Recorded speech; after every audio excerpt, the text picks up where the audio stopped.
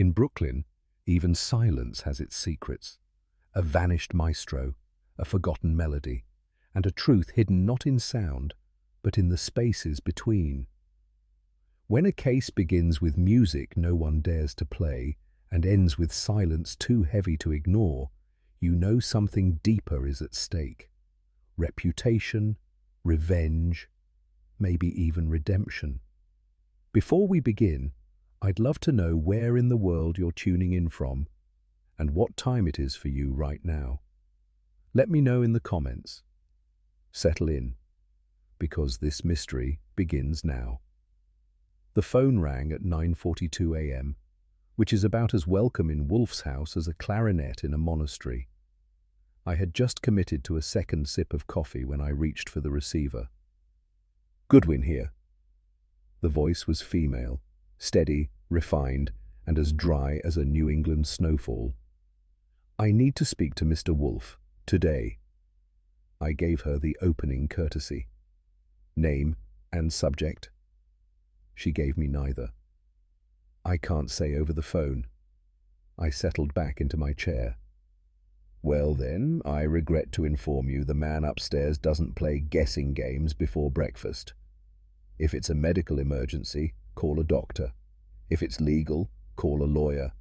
If it's musical, call Carnegie Hall." "It concerns someone who isn't supposed to be alive," she said. That got my attention. "Someone like who?" Her answer was a name. "Elliot Stromberg." I didn't blink, but I did sit straighter. Before I could push for more, she added, "Tell Mr. Wolfe I'll call again," and hung up, without waiting for permission. That left me holding a dead receiver, and the kind of name that doesn't just drop into a Tuesday without stirring dust. I didn't say the name out loud, not right away. Saying it might have made it real, and there was something about that voice, that call, that didn't belong to the land of the living or the straightforward. Elliot Stromberg. The name hadn't seen print in 2 decades, not in any context that involved the present tense. To most people under 35, it might as well have been a forgotten hotel. But to those who remembered the smoky lounges of the late 40s, Stromberg wasn't just a pianist. He was the silence in the middle of the song, the part that made you lean in. And then, just like that, he disappeared. One night, he was on the bill at the Blue Candle in the Village. The next, gone. No farewell, no obituary, just shadows and rumor. Now, 20 years later, a woman who won't give her name calls to say he's alive. I didn't believe in ghosts, but sometimes the phone rings like it does. I first heard Stromberg's name in a Harlem club that didn't serve bourbon, but made up for it in storytelling. He was a legend with caveats, mute since birth, blind since childhood, and capable of pulling from a piano what some called genius and others called confession. He didn't speak with words, but his hands talked plenty. His disappearance in 1957 was never filed as a case. No body, no crime, just speculation. Some said he'd overdosed. Others whispered he'd caught the wrong end of a crooked royalty deal and left the country under someone else's passport.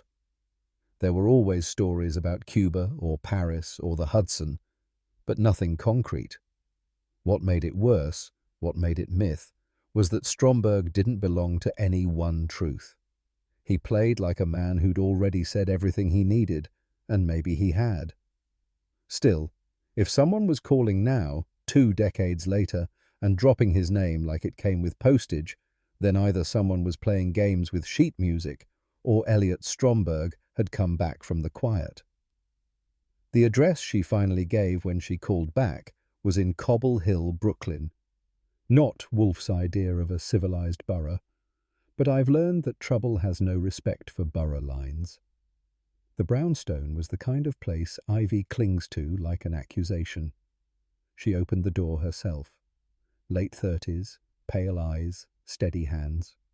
Her name was Raina Stromberg, the niece. We sat in a narrow front room with too many books and not enough light. She didn't offer coffee, which was fine. I don't accept beverages from people who summon me with ghost stories. "My uncle is alive," she said. "I saw him 3 days ago." "You're certain?" "I'd know his hands anywhere." That was a strange way to put it. But given the man in question had made a career with fingers and silence, it tracked. She didn't ramble. She didn't plead. She just sat there, unshaken, and told me she had video footage. "You came to Wolfe," I said. "Why?" "Because I need someone who understands what silence means, and someone who doesn't scare easily." It was a rare kind of ask, and I hadn't even seen the film yet. She queued up the footage on a tablet, a shaky video from a Brooklyn street fair, the kind of thing most people would skip past in a feed. But there, near the edge of a vendor stall, sat a man on an overturned crate. Middle-aged or older, wool coat despite the sun, and a blank expression that could have meant peace or distance. His hands hovered above his knees. Then they moved. Not flailing, not twitching. They moved like they were on ivory. It wasn't a performance. No one noticed him. He wasn't trying to be seen. But I watched those fingers outline a melody I couldn't hear but felt anyway. "I watched this 30 times, she said. "That's him. It has to be." She zoomed in. There was something about the posture, the movement, the precision without sound. She might have been grasping at hope, or she might have been right. "He used to play like that," she added, "even in silence, when he couldn't sleep." I couldn't confirm it was Stromberg, but I couldn't deny it either. Some things, like truth or melody, don't need audio. "I want Mr. Wolfe to confirm it's him," she said, "and find out where he's been." I folded my arms. That's not how he operates. He doesn't investigate people. Only under protest, and only if they're recently dead, recently dangerous, or recently rich. She looked at me, not desperate, just insistent.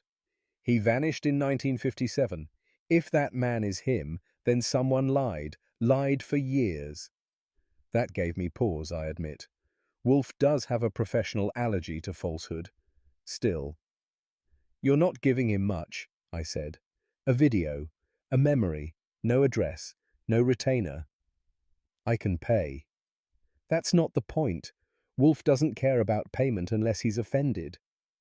She stared at the paused screen. "If it's him, someone silenced him, and someone else helped." I made no promises, but I told her I'd take it upstairs. That was as far as I could go, for now. Wolfe was in the plant rooms when I got back. I waited until he was seated with his beer before I delivered the story in manageable bites. He grunted at the mention of Brooklyn, scoffed at the phrase street footage, nearly dismissed it altogether until I mentioned the name. "Elliot Stromberg," I said, "presumed dead since 57, now possibly tapping out silent concerts on curbs in Cobble Hill." He looked up, just slightly. "Presumed?" "No body, no proof, just vanished." He tapped the lip of his glass. "And yet he reappears, without speaking." "That's the idea." He said nothing more, but I saw the twitch behind his eyes, the part that enjoys unpicking quiet knots. The next morning, the paper gave me what Wolfe would call an unwelcome coincidence. Carl Ritchie, once saxophonist to the Silent Man himself, was found shot behind a bakery near the fairground in Cobble Hill. One bullet, no witnesses. The article offered little. Ritchie was an ex-addict turned cleaner. He hadn't played in years. But someone had followed him. Someone had fired. And someone had disappeared into Brooklyn before the coffee carts opened. I set the paper on Wolfe's breakfast tray beside the poached eggs and said nothing. He didn't glance at it right away. He never does.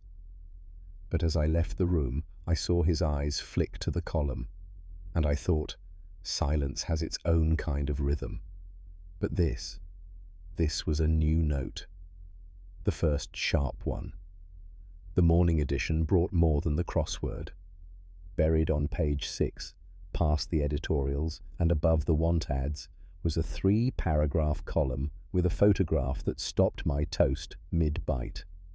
The caption read, "Local musician slain behind Clinton Street Cafe. Carl Ritchie. Once saxman to Stromberg's Phantom Piano, now a headline with no melody. Shot once in the chest, no suspects, no robbery, no witnesses except a garbage bin." I read the article twice. Wolfe didn't ask. He sat in his chair with a boiled egg and silence, which meant he was reading me instead.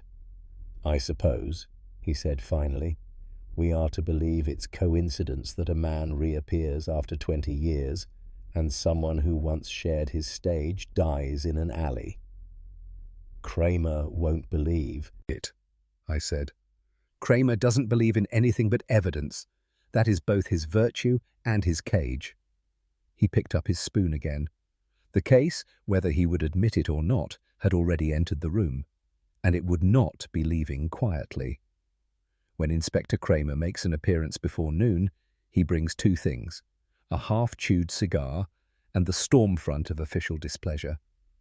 He didn't wait for Fritz to announce him, just pushed through the door and let the smell of city traffic trail in behind him. "I'd like to know why every time some low-level Brooklyn stiff winds up dead, I find myself headed to this damn house," he said. Wolfe didn't look up from his book. "Your instincts are flatteringly paranoid, Inspector." Kramer dropped his coat on the nearest chair and jabbed the cigar in my direction. "He already read the paper. Don't let him fool you." "I never do," I assured him. "This Ritchie, what do you know?" "Only what the Times saw fit to print, though it seems to have struck a curious chord with Mr. Wolfe." Wolfe put the book down and folded his hands. "Do you believe Mr. Ritchie's death was merely criminal coincidence? Or are you here because the name Stromberg has resurfaced?" Kramer grunted. "I'm here because the press is asking questions I don't have answers for. And whenever that happens, I find you too close to the melody." That afternoon, the bell rang with no preamble. I opened the door and found Raina Stromberg, eyes darker than I remembered, and fingers clutched around a small velvet pouch. "He's still out there," she said simply, and walked past me. Wolfe, who had resumed his chair after Kramer's departure, eyed her with a mixture of distaste and interest, like a man regarding a souffle that dared to arrive uninvited. She placed the pouch on his desk. I opened it. A pocket watch. Gold. Etched along the rim in small, elegant script. "To Elliot, who never missed a beat." R. Wolfe leaned forward. "Yours?" "My grandmother's inscription," Raina said. "It vanished with him. This arrived in the mail yesterday. No return address. No note." "That," Wolfe said, "is either proof of his return or someone playing an exceptionally cynical game." He picked up the watch, turned it once, and handed it back to me. "Have it examined, and find out who still has a taste for jazz and subterfuge." By the time Raina had gone and Fritz had cleared away the tea tray, Wolfe was still at his desk, staring at nothing, which for him is usually a sign of the gears grinding reluctantly into motion. "Well," I said. Wolfe took a breath, heavy as doctrine. "I dislike music, Mr. Goodwin. It is imprecise, emotional, vulnerable to whim and flattery." "I suppose that means you're declining." He narrowed his eyes. "No. Someone has revived the silence around Mr. Stromberg with calculated malice. That offends me." "Then we're taking the case." "We are accepting the challenge. Have the car ready." I blinked. "You're leaving the house?" He looked at me like I had insulted a cathedral. "No, you are." And with that, the gauntlet was thrown, velvet-lined and poisonous. Lou Fish Sticks Moreno got his nickname not from cuisine, but from the smell that clung to him in every season. Once the owner of the Club Vernal, a now defunct jazz haunt, he had retired from nightlife, but not from memory. I found him at a betting shop in Red Hook, nursing a newspaper and something brown in a glass. "Stromberg," he said when I asked. "He died in 57, OD, clean and quiet." "You saw the body?" "No one did," he said, too fast. "But that's what we all said back then." I leaned in. "What did you say before you all agreed to say that?" He didn't answer. His fingers toyed with his napkin like a man rehearsing a story he'd already memorized too many times. "Look," he finally muttered. "Elliot was too good for this town. Too clean. That's why he had to go." I left him there, staring into his drink. Whatever Lou had seen or done, the script he recited hadn't been written by him. Jasper Lindholm lived in a walk-up in Carroll Gardens that smelled like cheap gin and old regrets. Once a critic for the City Ledger, he had been loud about Stromberg in the years following the pianist's disappearance. When I mentioned the name, he waved a stained hand. He never existed. Odd. I've seen footage. Actors, stagecraft. The silence was part of the branding. "You wrote he was a genius," he chuckled. "I wrote what they paid me to. You think anyone wanted the truth? Elliot Stromberg was a myth, a mold for people to pour dreams into." He poured himself another drink and said, almost softly, "But myths are dangerous when they start showing up at street fairs." I left without asking what he meant. Some answers you let ferment. Verna Kell greeted me with a voice like velvet that had been folded and stored too long. She ran a vocal studio now, coaching opera hopefuls and cabaret stragglers, the kind of place where echoes live longer than students. She remembered me from a club 3 lifetimes ago. "So," she said, "the ghost is stirring again." "You knew him best," I offered. "I sang beside him," she corrected. "But no one knew Elliot. Not really. He played like he was remembering something too painful for words. People say he vanished. Others say he died." She smiled. "I saw him once. In Havana, 1963. A bar called La Sombra. He didn't play. Just sat there, drinking something clear and staring at the floor." "You're certain?" "I don't invent my past," she said. "Only my future." Whether she believed her own story or wanted me to believe it didn't matter. Either way, she'd already rehearsed the memory, and like all good performers, she didn't miss a note. The mail arrived late, nearly 7, and with it came a plain envelope addressed in the kind of handwriting that doesn't want to be recognized. Fritz brought it to Wolfe with the evening beer. I stood nearby, watching him open it with the cautious irritation of a man who dislikes uninvited stimuli. Inside, 5 handwritten pages of sheet music, the ink precise, the lines unbroken. It looked untouched by time. Wolfe studied them in silence, then turned to the final page. Scrawled beneath the last measure, in a sharper, smaller hand, "He never forgave her." He handed the score to me without speaking. I glanced at it. No signature, no date. But the notes looked alive, like something someone wrote from memory, not invention. "She?" I asked. He replied without looking up. "Yes, Mr. Goodwin, and if I am not mistaken, she will be next." Wolfe's instructions that morning were brief and unsentimental. The line, "He never forgave her, Mr. Goodwin," is not metaphor. I want to know what Verna Kell did. So I tucked the 5 pages of Stromberg's resurrected compositions into the inner pocket of my coat and made my way to Werner's apartment in Fort Greene, which smelled of lavender and legacy. She received me without surprise. I'd been there once already, and women like Werner never forget the shape of a shadow once it crosses their door. She offered tea, which I declined, and a chair, which I accepted. "I'm not here to talk about Havana," I told her. She arched an eyebrow, but the rest of her remained still. "I'm here because someone sent Wolfe original Stromberg compositions, unpublished and personal, with a note that says he never forgave you." Her lips parted, but not for protest. I saw the twitch in her fingers, an old tempo remembered, and thought, if anyone in this tangle knows the full song, she does. For a moment, Werner sat silent, watching the teacup in her hand, as if it might answer for her. Then she sighed, long and slow. "He was meticulous," she said.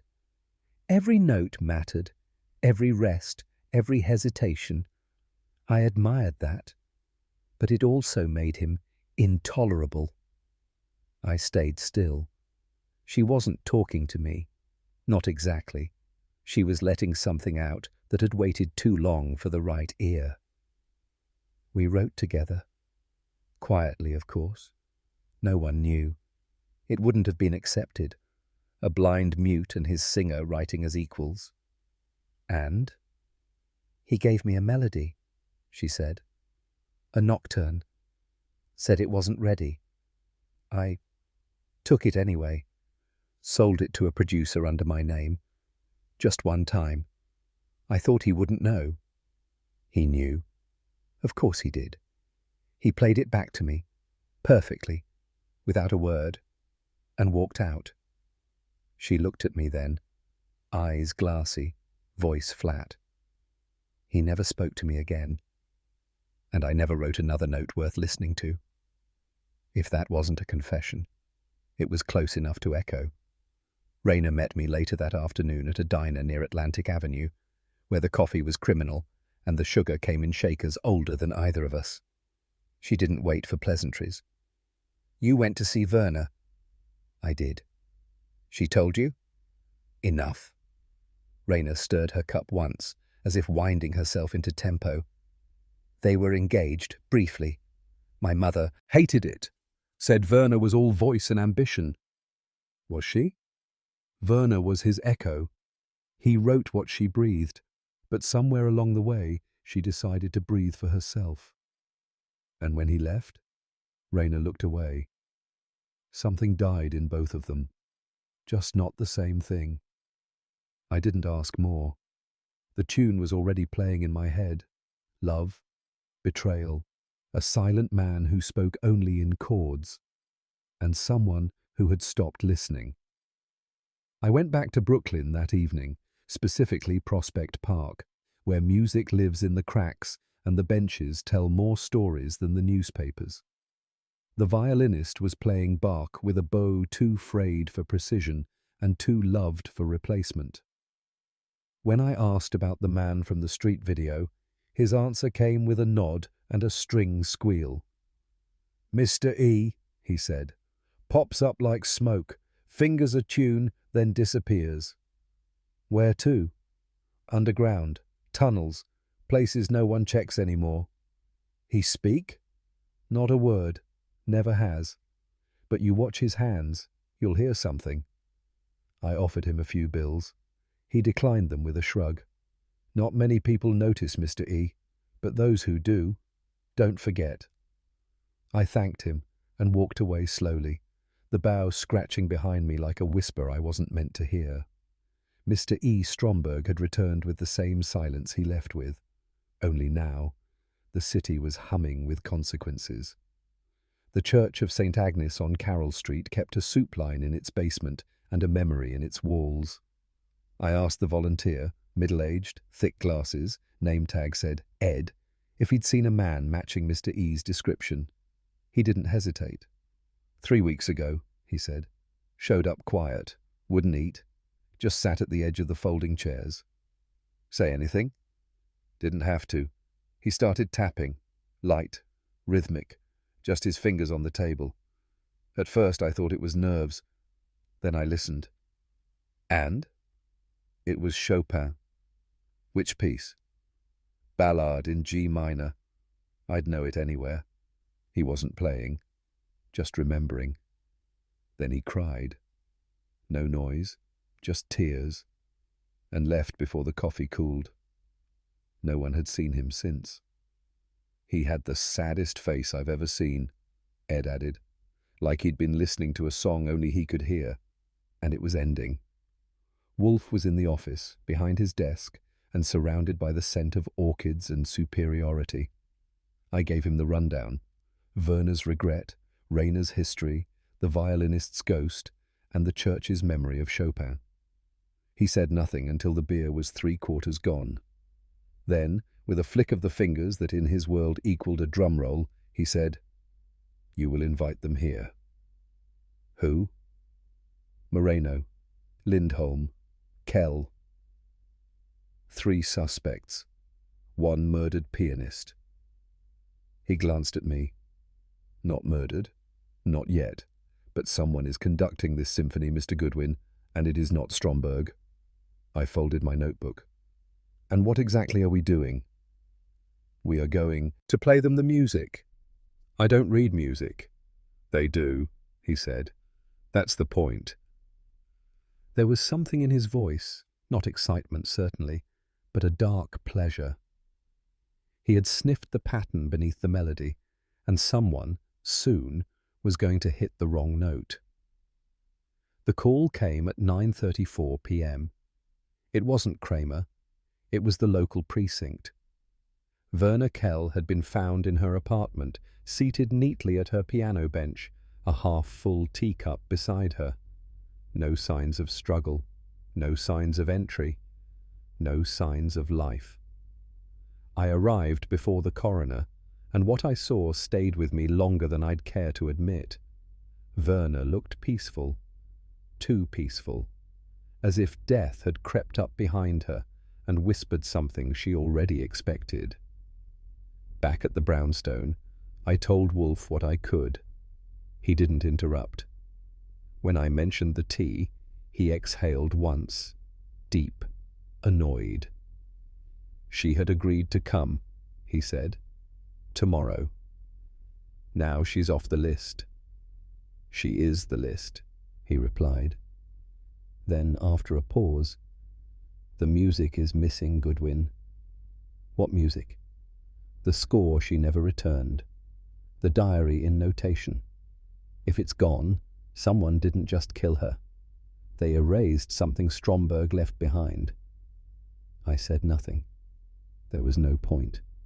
Wolfe had already drawn the curtain closed on innocence. Now he was just listening for the next note. Wolfe didn't comment immediately after I relayed the particulars of Werner Kell's death. That in itself was revealing. He simply sat back, fingers steepled beneath his chin, eyes closed not in rest, but in frictionless calculation. When he finally spoke, it was as if he were addressing an idea, not me. There is a principle of extermination at work here. Someone is not merely silencing persons. They are expunging memory. I'd settle for motive, I offered. You would. But that is what's being buried. Motive, history, and authorship. The facts of Mr. Stromberg's life have become liabilities to someone else's version.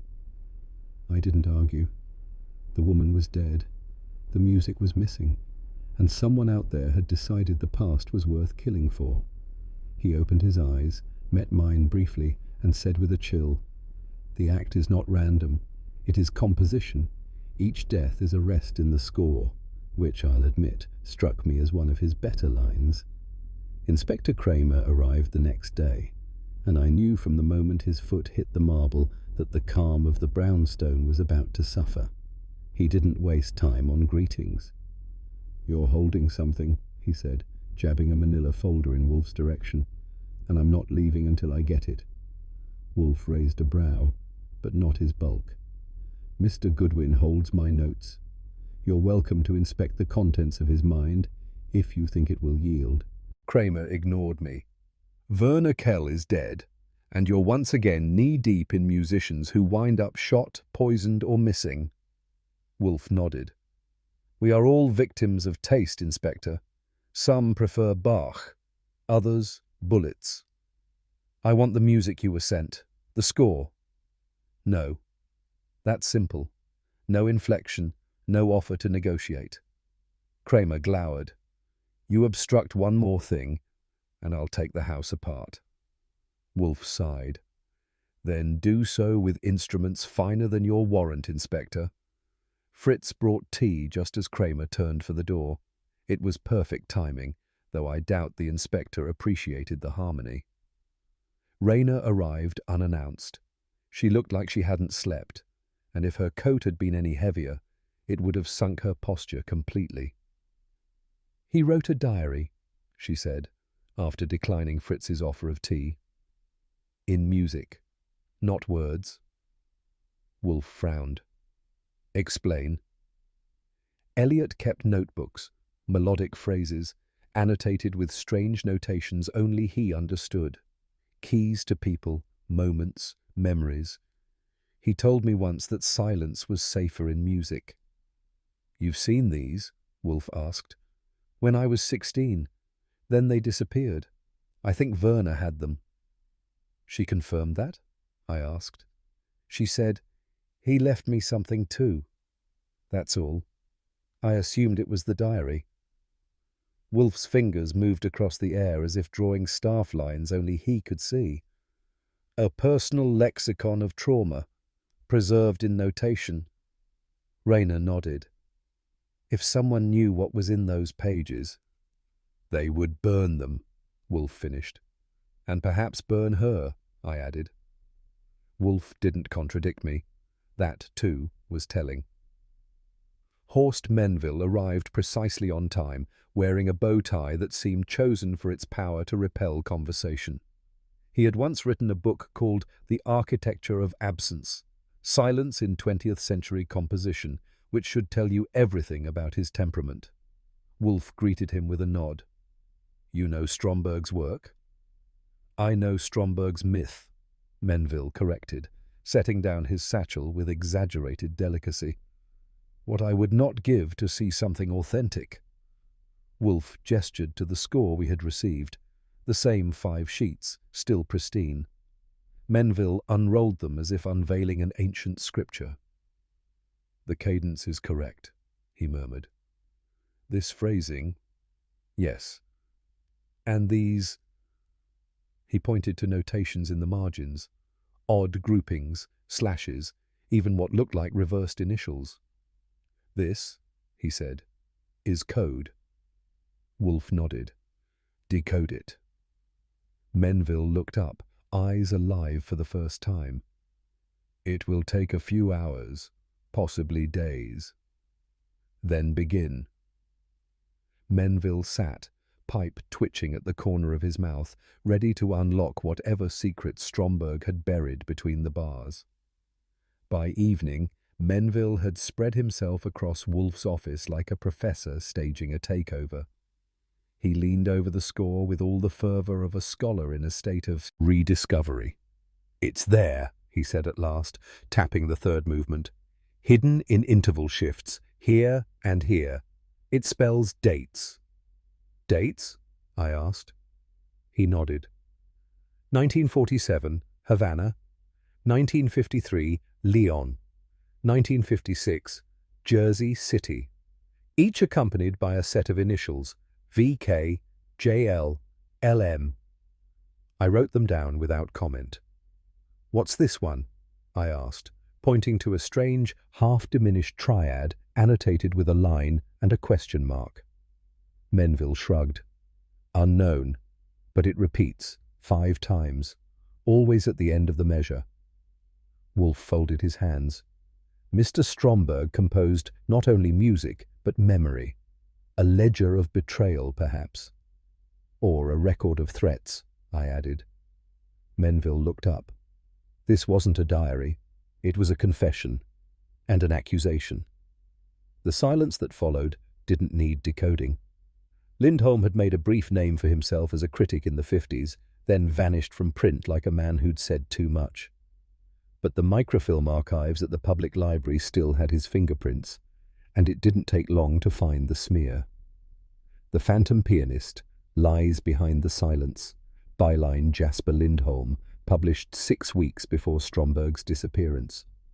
It was a damning piece, alleging Stromberg had stolen compositions, had faked elements of his disability, and had used his mystique to cheat colleagues out of royalties.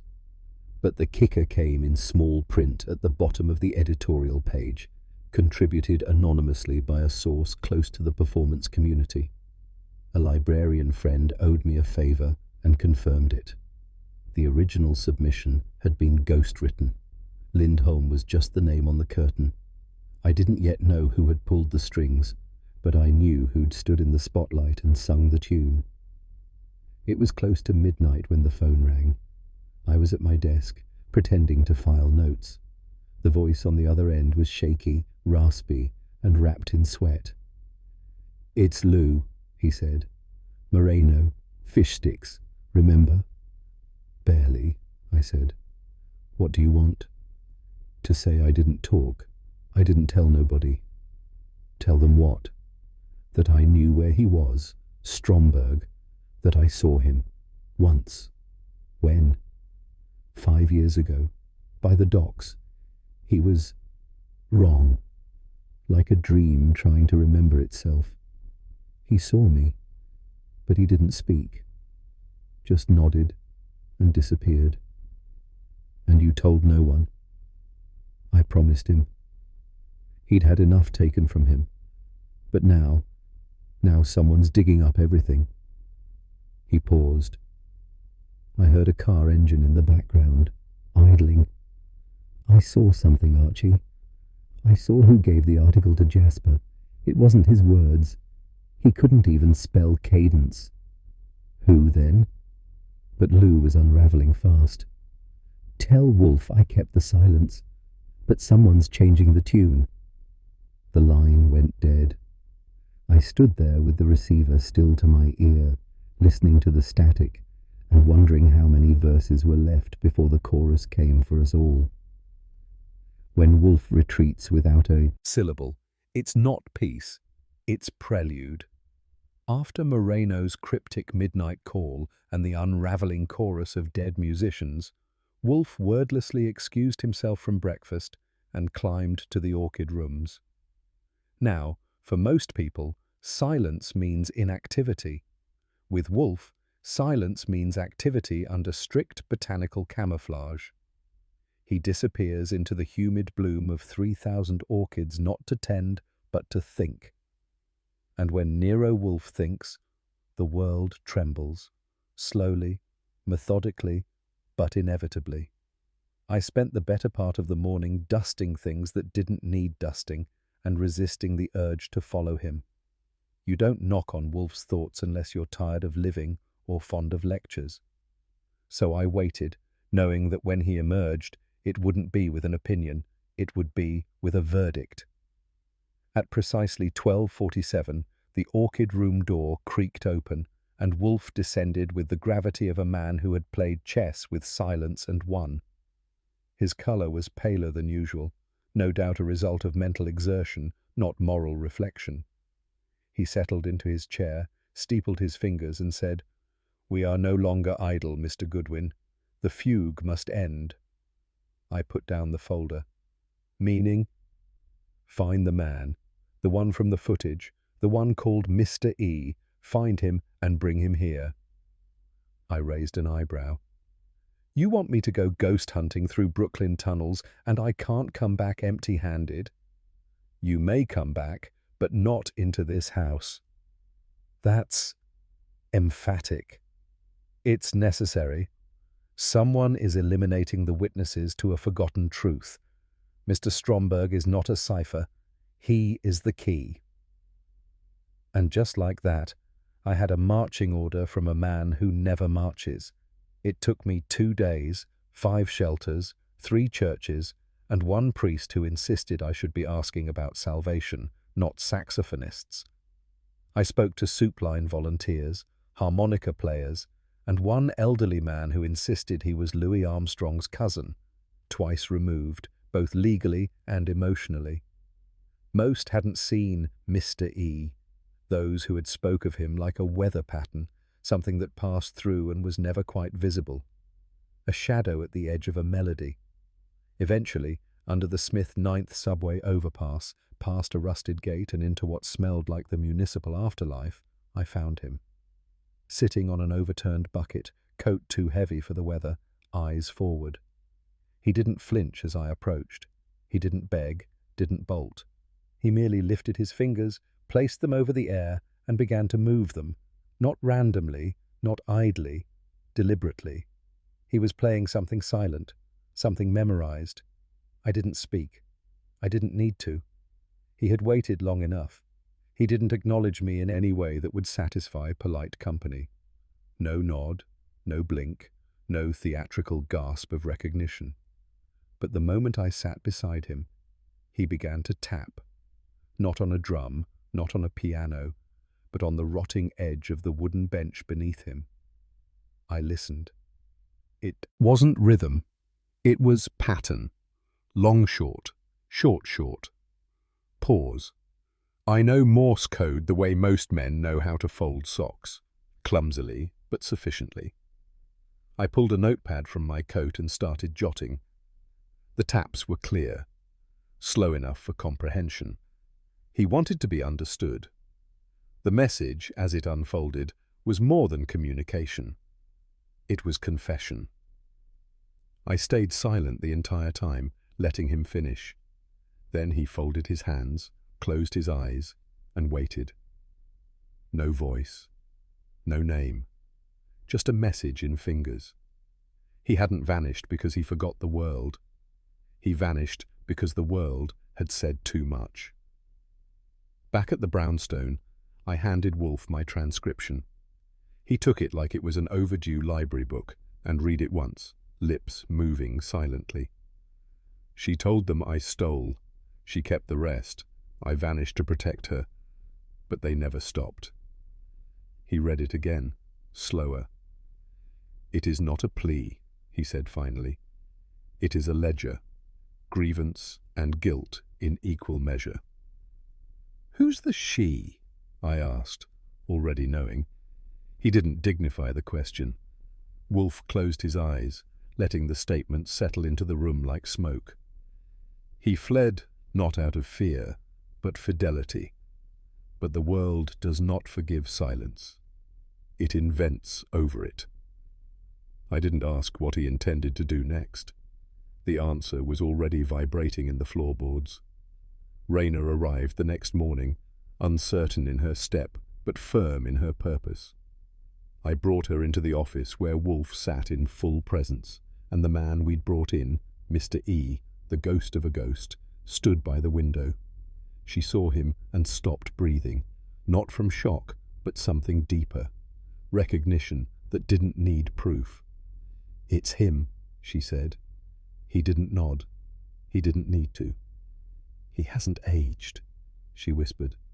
Just faded. Wolfe said nothing. For once, that was the agreement. Raina moved closer but didn't touch him. You never told me why, she said. The silence in response was not evasion. It was the only answer he had left. Wolfe finally spoke, addressing no one in particular. Sometimes it is not the music that decays, Miss Stromberg, but the ears unwilling to hear it. Later that day, I raised the obvious question. So what now? He can't speak, can't write, can't testify. Wolfe, sipping beer with a serenity that bordered on smug, replied, He remembers. That won't help Kramer. It helps us, he said. Thought precedes language. Thought cannot be silenced. He won't be able to answer questions. He already has. You simply lack the patience to read his syntax. I let that slide and asked what he planned next. Wolfe drained the glass and said, We assemble the choir. The conductor is ready. Wolfe summoned me just after dinner. He was in the mood for formality, which meant no slippers and a voice tuned to minor key pronouncements. "You will draft 3 letters," he said. "Not telephone calls. Letters. 1 to Inspector Kramer, 1 to Mr. Lindholm, 1 to Professor Menville. Inviting them to what? A performance. Tomorrow afternoon. Here. You're not actually playing anything, are you? Wolfe scowled. Don't be obtuse. The final bar of silence has been struck. The music resumes tomorrow, Goodwin. I didn't press him further. I knew that tone. It meant the overture was finished, and what came next would not be improvised. There's a curious choreography to guilt. Some men arrive bristling with indignation, others with hats lowered like they hoped their foreheads might conceal the truth. That Tuesday afternoon, the front door of the brownstone opened 3 times, each arrival distinct, and each bearing the unease of someone stepping into a room where silence had been waiting for them too long. Jasper Lindholm came first, the slick polish on his shoes not quite covering the drag in his step. He offered me a nod as though we were collaborators in some invisible drama. We weren't. Horst Menville followed, clinging to a battered satchel like it held either salvation or insurance. His expression carried the blank condescension of a man who knew more than others, but had forgotten how to be certain of it. Then came Kramer, bull-necked and terse, his cigar clenched in his teeth like a dare. "This better not be a circus," he muttered. I shrugged. "Only if the clowns start talking." Wolfe's drawing room was ready. The verdicts hadn't spoken yet, but the audience was in place. Wolfe, seated in the same vast chair where he'd outlasted taxes, tragedy, and me, gestured once toward the settee to his right. Fritz and I had lifted Elliot Stromberg into it with all the caution of a fragile relic. He sat now in his threadbare coat, fingers folded like folded wings, the deep lines of his face drawn tight, unreadable. No introductions were made, none were necessary. Jasper stared, then blinked hard, as though his eyes had rebelled at the sight. Menville stiffened, and Kramer, to his credit, said nothing, but the line of his jaw retracted as if considering whether he'd finally walked into a room where something might outweigh jurisdiction. "Mr. Stromberg," Wolfe said, not looking at him but making his presence undeniable, "has returned from a silence imposed, not chosen. He will say nothing. That, gentlemen, is not a handicap." The room adjusted itself to the new gravity, and the music, Wolfe's favourite metaphor, was about to begin. "Language," Wolfe began, folding his hands over his vest, "has always been a flexible tyrant. It permits, it manipulates, and when wielded without conscience, it crushes." No one interrupted. Wolfe's voice wasn't loud, but it had weight, and it dropped now like a stone through still water. "The story of Mr. Stromberg has been buried beneath layers of fabrication. A man once lauded for brilliance was instead exiled under the accusation of theft. A theft fabricated, mind you, by those who could not match his talent and thus chose to discredit it." Jasper shifted. Menville stared at the ceiling with the poise of a man pretending to be deaf. "I have traced the publication of the defamatory article, reviewed the musical notations once presumed inscrutable, and catalogued the movements of the individuals in this room during key moments in this past month. I have not relied on coincidence. I have relied on sequence." Wolfe paused. "What remains now is attribution and motive." He looked not at Jasper but past him. It was more damning than a stare. Wolfe turned ever so slightly toward Lindholm. "Mr. Lindholm," he said, "you were once a student, a critic, an apprentice in Stromberg's musical circle, but never, never his equal." Jasper's mouth twitched. "I respected the man." "No, you envied him," Wolfe cut in. and when a ghostwriter was needed for a damaging exposé, it was not hard to find a willing pen. Wolfe's tone never rose, but the syllables grew colder. You fabricated footnotes. You structured hearsay as revelation, and you published under another's name to escape liability while reaping prestige. It was cowardice masked as critique. Jasper flushed. That's a lie.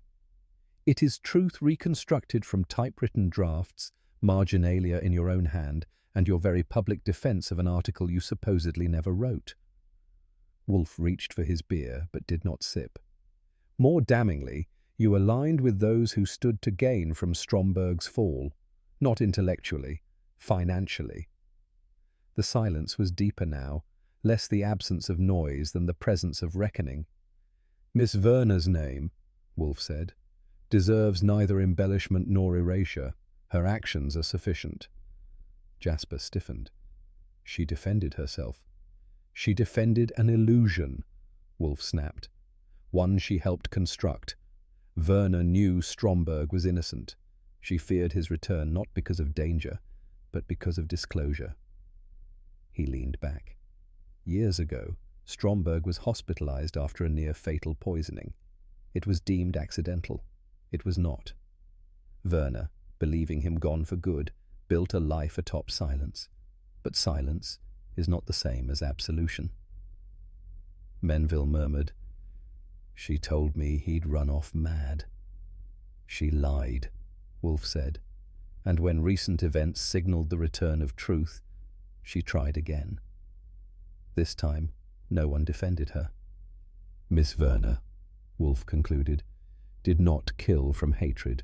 She killed from fear of being seen for what she was, a partner to a fraud, and an enemy to the man she once professed to admire. No one spoke. The room, once merely tense, had tipped into judgment. Carl Ritchie was an echo, Wolfe said calmly. An archivist with a guilty conscience and a collection of correspondence Verner would have paid to keep buried. He glanced at Kramer.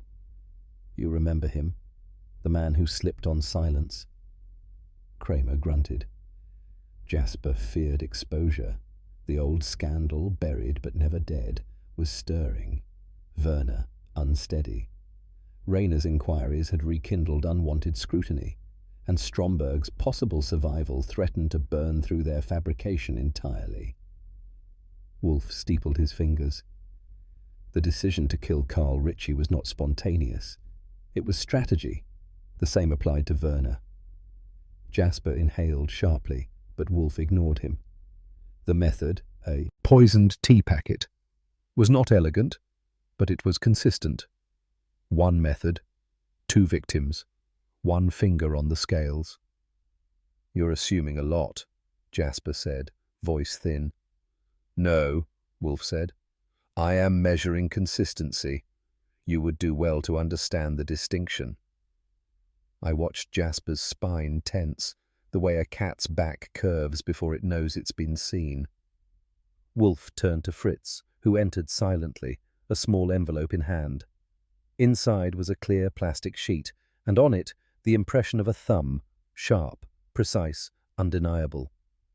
This, Wolfe said, is the residue of arrogance, the fingerprint on the underside of the tea packet administered to Miss Verner, preserved by a twist of wax paper and Fritz's foresight. He held it delicately. Run through the department's files by Inspector Kramer's indulgence, matched unmistakably to Mr. Jasper Lindholm. Jasper stood. You can't. This is. I can, and I have, Wolfe said. Kramer reached for the sheet, face grim. That's evidence, Lindholm, unless you plan to explain how your thumb found its way onto a poison packet in a dead woman's cabinet. I brought her tea once. 6 years ago, Wolfe murmured. Then the tea was extraordinarily well preserved. The air broke like thin ice. Jasper sank back, and silence returned, not as protection, but as sentence. And then, without signal or ceremony, Stromberg lifted his hands. They trembled, not with fear, but with weight, and descended upon the small roll-up keyboard Fritz had placed on his lap. The notes he played were neither fluent nor polished, but they were unmistakable. A 12-bar sequence, minor and mournful, written in a time no one else remembered, but Wolfe had found buried in an earlier score. Menville gasped. That motif. It was never published. No, Wolfe said, his voice soft. It was Stromberg's signature, a melody only he could have composed, or remember. Jasper's mouth opened, closed. Stromberg's fingers stopped. There were no words, only the music of a life nearly erased, now restored, not in voice, but in proof. I looked at Wolfe. He didn't smile, but his eyes, for once, held a quiet chord of completion. If Kramer had one wish that morning, it was probably to be someone else's headache, preferably on another continent. But he was stuck with Jasper Lindholm, and he was stuck with Wolfe, which, on the scale of professional afflictions, ranked just below spinal surgery performed without anesthetic. The cigar in his mouth was chewed flat on one end, and his expression had the tensile grace of an overloaded dump truck backing into traffic. "Jasper Lindholm," he grunted. "You're under arrest for the murder of Carl Ritchie and the attempted murder of Werner Moray. You have the right. Ah, hell, you know the words." Lindholm didn't speak. He just stared at Wolfe, as if sheer disdain might change the weather. Kramer snapped on the cuffs, like he was applying hand lotion with a vengeance. "You'll get your day. And Wolfe, if this turns out half as clean as you say, I'll buy you a steak the size of your ego." "That," Wolfe murmured, "would require a butcher and a theologian." Kramer grunted again. The door closed behind them like punctuation, loud, final, and reluctant. Kramer's footsteps hadn't faded before Wolfe reached for his beer. I could tell by the way his fingers paused just above the glass that a flourish was fermenting. He didn't look at me when he spoke. He rarely does when he's trying to translate something from intellect to pronouncement. "It was not the notes, Inspector," he intoned, voice cool and ruminative, "but the silence between them that condemned him." I admit, even after years of watching him wring confessions from commas, I had to blink at that one. "The silence?" "Yes," he said, finally lifting the glass. "In music, as in motive, the rest, the space, reveals intention. Jasper spoke too little where guilt demanded elaboration, and played too much where restraint would have exonerated." I leaned against the desk. "You think he wanted to be caught?" "No," Wolfe said. "He merely underestimated the acoustics of memory." The room felt quieter after that. Not empty, just tuned, like a piano with one string finally aligned. She waited until the room had cleared and the dust of accusation settled into corners. Rayner, ever the composed contralto in a chorus of tenors, stood by Wolfe's chair with a politeness that dared not tread into sentiment. "I wanted to thank you," she said. Wolfe raised a hand before she could warm to the syllables. "Miss Rayner, gratitude is both unnecessary and, in this case, misplaced." Her eyes narrowed slightly. "You think I'm ungrateful?" "No," he replied. "I think you're intuitive enough to understand that truth is not a gift. It is a release, sometimes even a punishment." She hesitated. "Still, I didn't think he'd be the one. None of us ever suspects the conductor," Wolfe murmured, "until the orchestra plays something we never rehearsed." She gave a smile, worn but real, and turned to leave. I caught the door for her. She didn't say goodbye. She didn't need to. Wolfe closed his eyes for a moment. Not sleep, but something near its edge. There are nights when even the chairs seem tired. This was one of them. I'd done the bookkeeping, filed the statements, and taken a final swing through the kitchen to make sure Fritz hadn't left any temptation behind. It was nearly 2 when I passed the drawing room and heard the faintest echo of something that wasn't silence. At the piano sat Stromberg, still mute, still folded into himself like a letter never mailed. But his hands moved, gently and without pretense, coaxing out notes that sounded like memory turning in its sleep. He didn't look at me. I didn't interrupt. The room held its breath. The music had no melody, not in the way Tin Pan Alley would define it. It wandered, paused, returned to itself, like someone trying to remember a conversation they'd only half believed in. I leaned against the doorway. The man wasn't performing. He was confessing, through fingers that knew more than his tongue ever had. And for the first time in weeks, I didn't feel like reaching for a light switch. The hours have a different tone when you're not sleeping. I let Stromberg play and I sat nearby, saying nothing, thinking even less. The kind of stillness that isn't empty, just postponed. I don't know how long we sat there, him spinning music like cobweb, me brushing it away with the back of my mind. I might have even closed my eyes. If I did, I didn't dream. Then came the voice. Not loud, not angry, but unmistakably Wolfe. Goodwin. Kindly. It came from upstairs, down the stairwell like a summons from Olympus with indigestion. I stood, stretched, and turned to Stromberg. He met my eyes for a moment, brief, flickering, like the acknowledgement of someone who'd just set something down they'd been carrying too long. I didn't say anything. He didn't either. But I think we agreed, in that pause, that some things didn't need translating. Then I climbed the stairs toward the voice that couldn't sleep until it had the last word. The sky was flirting with dawn when I found him again. Stromberg was by the door, coat on, hands clasped in front of him like he was waiting to be checked for weightlessness.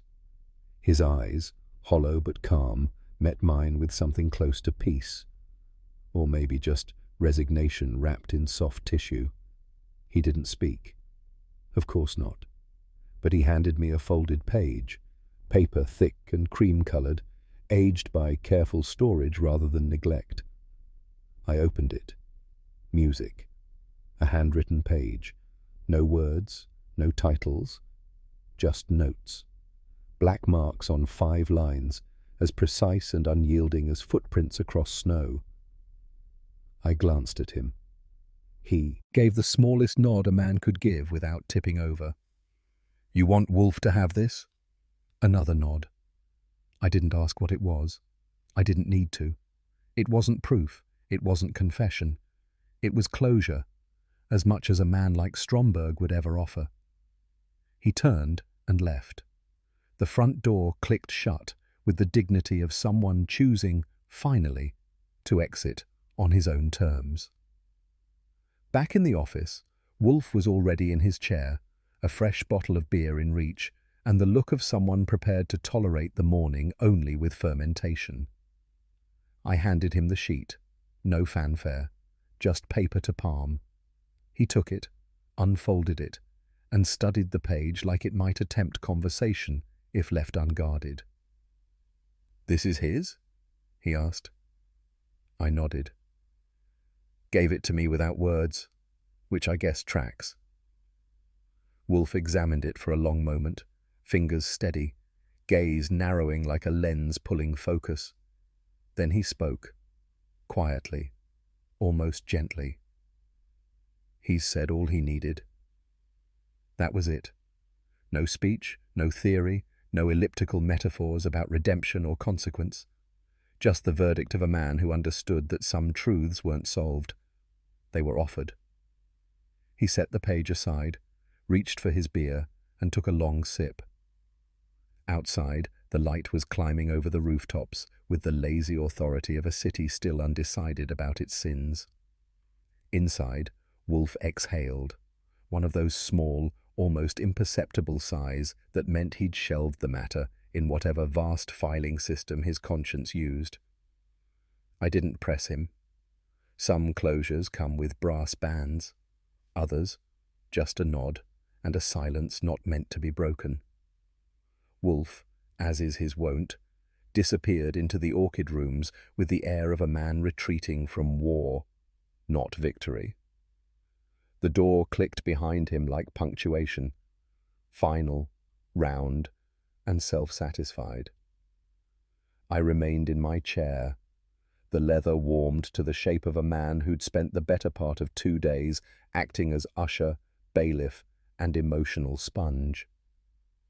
The sounds of the world returned with surprising meekness. A garbage truck groaned somewhere beyond 35th Street. Fritz's soft humming floated in from the kitchen, syncopated with the clink of metal against porcelain. Even the radiator gave a single assertive knock, as if clearing its throat to resume normal duties. But none of it quite drowned the echo of that last moment. Stromberg's hand on the piano, playing silence into shape. I opened the mail. There were 4 bills, 2 circulars, and a catalogue from a tailor Wolfe had once threatened to sue for sending corduroy samples. It all looked comfortably stupid, but comfort, as I was learning, is a thing best approached sideways, lest it vanish. The desk calendar still said Tuesday, and I let it. It was the arts column in the Manhattan Sphere that did it. Someone named Delia Archer, presumably armed with a thesaurus and a self-congratulatory glass of sherry, had composed a glistening obituary for critical thought. Her column, 2 full columns, actually hailed Stromberg's reappearance as a miraculous revival of genius, buried beneath the petty politics of 20th century musical sensibilities. I handed the paper to Wolfe as he surfaced for breakfast. He read it, mouth a thin line, eyes more annoyed than amused. When he reached the phrase, "artistic Lazarus," he exhaled through his nose with seismic disapproval. "Pfui," he declared. "She is neither informed nor ashamed." I offered to write a rebuttal under a pseudonym. Wolfe declined, on the grounds that shouting into the void only proved the void had better acoustics. "She," he muttered, folding the paper like a crime scene photo, "missed the point entirely. It was not resurrection. It was revelation." And with that, he buttered a crumpet, as though exacting revenge on modern prose. The call came just after lunch, one of those crisp, professional voices too tightly wound to trust. A music agent, calling from Midtown, wanted to engage Wolfe for a matter involving 2 composers, a disputed libretto, and a contract forged with what he called implied genius. I had barely scribbled the phrase when Wolfe, from his chair, raised a single authoritative palm. "No," he said. "Tell him no." "But, Archie..." So I did, mid-sentence. The man on the other end faltered, huffed, and hung up. Wolfe leaned back, eyes closed. "I am fasting," he said, "from melody." I had questions, but none worth getting skewered for. "I presume," he added, "that a man who listens too long to dishonest notes will find himself deaf to truth, and I have heard enough." I left him to his silence. Even his orchids were spared music that day. With Wolfe buried in something philosophical, either Greek tragedies or corned beef, I found myself alone in the office, watching the afternoon light stretch shadows across the rug. It was the sort of stillness that offers itself as reflection. Dangerous, if you're not careful. I thought about Stromberg, about the quiet that followed him like a dog, about the lies told to protect him, some noble, some just cravenly convenient, about Rayner's determination to chase a truth no one else wanted to find, and about Carl Ritchie, whose last words, if any, had never reached the air. Not all silence is cowardice, but it makes a good hiding place for it. I turned Stromberg's sheet music over in my hand. The notes were patient, unresolved, like questions that trusted they'd be answered in time. I had the odd sense that if I stared too long, I'd hear something not written, an apology maybe, or a confession disguised as cadence. But the world had resumed its rhythm. Phones would ring, clients would scheme, and Wolfe would grumble about his waistline. Still, part of me was reluctant to turn the page. It was after dinner that I remembered the envelope. Stromberg had given it to me with no explanation, no flourish, just a nod that seemed to say, "You'll know." When? Inside was a single sheet of music, handwritten, precise but trembling at the edges. The staff lines were drawn by hand. No title, no tempo markings, no signature, just the music. But beneath the last bar, scrawled in faint, uneven pencil, were 6 words. For the one who listened. I'd like to say I was unmoved, that it was just a gesture, a relic. But truth is a slippery fish, and some things aren't meant to be named. I slipped the page into a manila folder, slid it into the bottom drawer, and closed it with more ceremony than it deserved. I didn't show Wolfe. Not yet.